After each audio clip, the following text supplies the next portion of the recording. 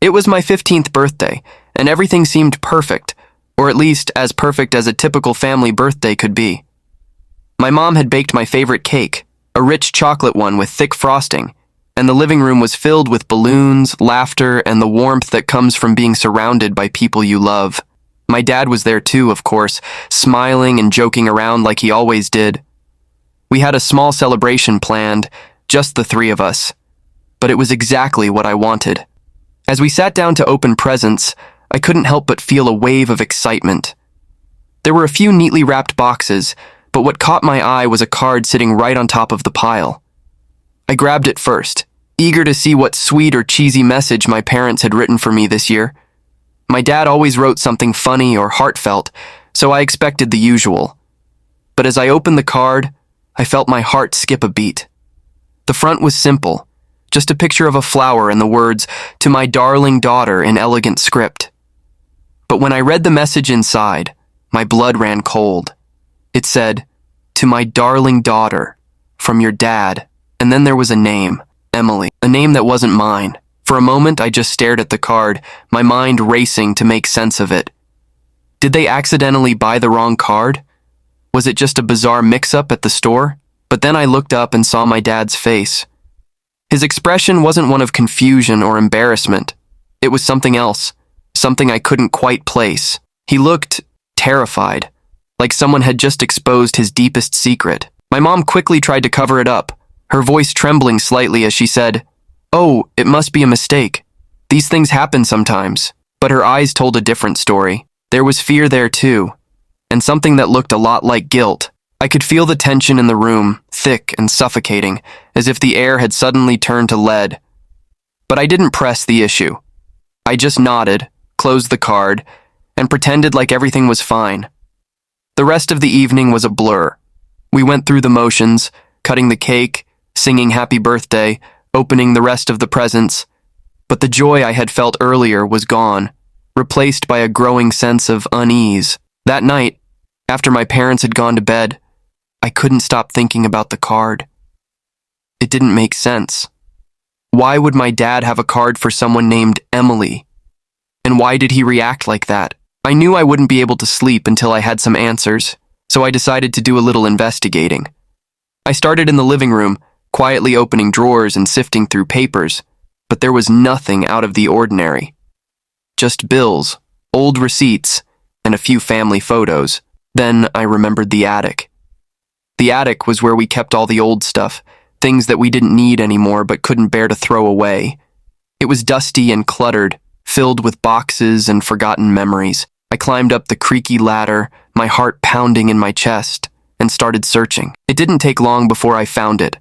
A small, nondescript box tucked away in the corner, almost as if someone had tried to hide it. My hands trembled as I opened it, not sure what I was expecting to find, but what I saw inside made my stomach drop. The box was filled with letters, old photographs, and even more birthday cards, all addressed to Emily. Some of the letters were dated from years ago, and they were all in my dad's handwriting.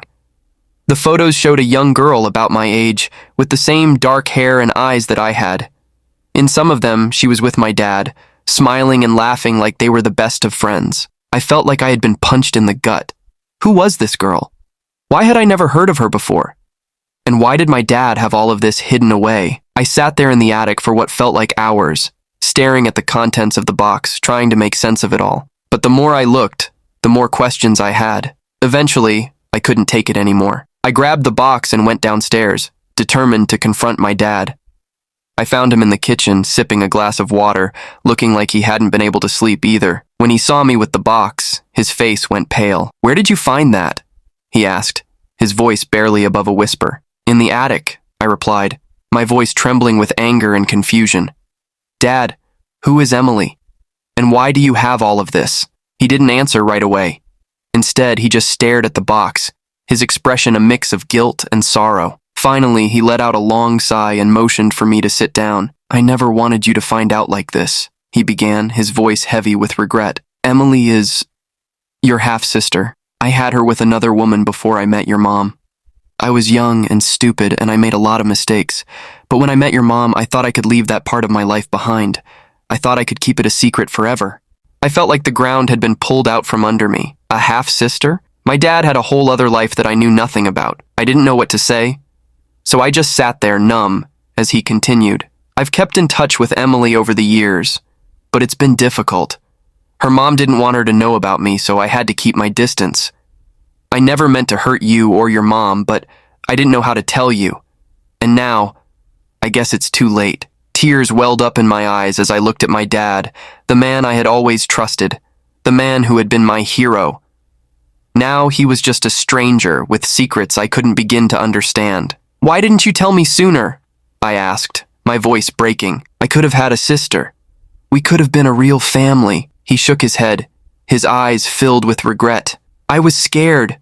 Scared of how you'd react. Scared of losing you and your mom. I thought I was doing the right thing by keeping it a secret, but I see now that I was wrong. I'm so sorry. But his apology didn't change anything.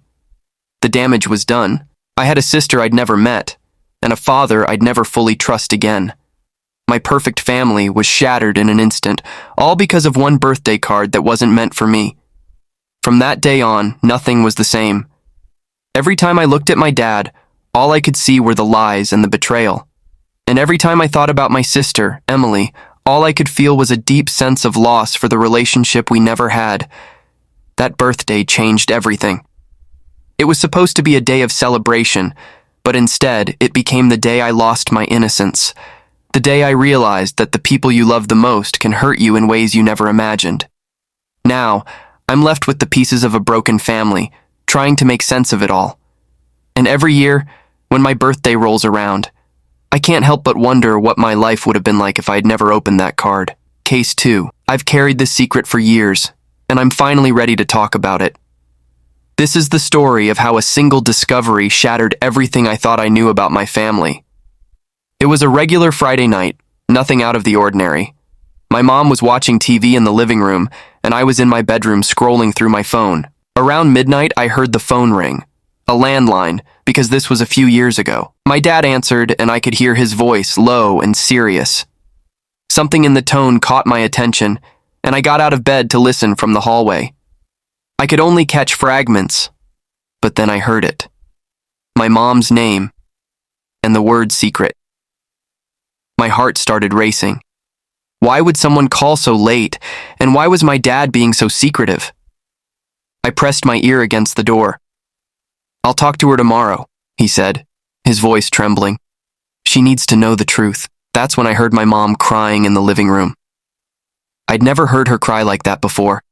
It was a mix of sadness and fear. My curiosity turned into dread. What could they be hiding? I couldn't sleep that night. All I could think about was what my dad might have been talking about. The next morning, I decided to confront them. I walked into the kitchen, trying to act casual, but I could feel the tension in the air. They were sitting at the table, barely touching their breakfast. What's going on? I asked, trying to keep my voice steady. I heard you last night. They exchanged a look, and my dad sighed heavily. There's something we need to tell you, he began, his voice tight with anxiety. My mom looked away, her eyes brimming with tears. I could feel my stomach tighten, a deep sense of foreboding creeping over me. What is it? I demanded. Just tell me. My dad took a deep breath. I'm not your biological father, he said quietly. The words hung in the air, heavy and suffocating. It felt like the ground had been ripped out from under me. I stared at them, waiting for them to laugh, to tell me it was a joke. But their faces were etched with guilt and sorrow. I felt like my entire life had been a lie. I couldn't process what I'd just heard. I wanted to scream, to run away, but I was frozen in place. Who is he then? I finally managed to ask. My mom broke down, sobbing into her hands. My dad's face was pale, and he looked like he'd aged 10 years overnight. Your real father, he began, but the words seemed to choke him. My heart pounded in my chest as I waited for him to continue. Your real father is someone you've known your entire life, he finally said. My mind was racing, trying to make sense of it all. I started listing off people in my head, but nothing made sense. Then, with trembling hands, my mom pushed a photo across the table.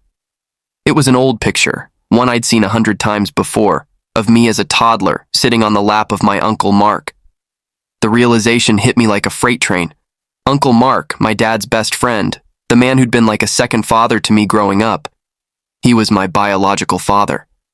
I felt a wave of nausea wash over me. How could they have kept this from me? How could Uncle Mark have pretended all these years? And why? I stormed out of the house, tears blurring my vision. I couldn't face them, not after what they'd just revealed. Everything I thought I knew about my family was a lie. I felt betrayed by everyone, by my mom, by my dad, and especially by Uncle Mark. The man I'd idolized my whole life wasn't who I thought he was. And neither was my dad. The next few weeks were a blur. I avoided my parents as much as possible, and I couldn't even look at Uncle Mark. The betrayal was too deep. I couldn't wrap my head around why they'd kept this from me for so long. They'd stolen my chance to know my real father, to understand who I really was. And they'd done it to protect themselves, to avoid the discomfort of the truth. Eventually, we had to talk about it. My mom explained that she and Uncle Mark had a brief relationship before she met my dad. When she found out she was pregnant, she and Uncle Mark agreed it would be best if my dad raised me as his own. They thought they were doing the right thing, giving me a stable family, but all I could think about was how they'd robbed me of my identity. It's been years since I found out the truth, and I still struggle with it every day. My relationship with my parents was never the same after that. I couldn't trust them the way I used to. And Uncle Mark? I haven't spoken to him since. How could I? Every time I think about him, I feel a mix of anger and sadness. I lost the man I thought was my dad, and I couldn't accept the man who really was. Even now, I question everything. How do you rebuild trust when the foundation of your life has been shattered? I'm still searching for answers, trying to understand who I am in the wake of all this. And the worst part is, I don't know if I'll ever truly heal from the betrayal. But one thing I do know is that secrets have a way of destroying everything. If you're keeping one, maybe it's time to come clean before it's too late. Thanks for listening to my story. It's not an easy one to share, but I hope it helps someone out there who might be struggling with their own family secrets. Remember, you're not alone.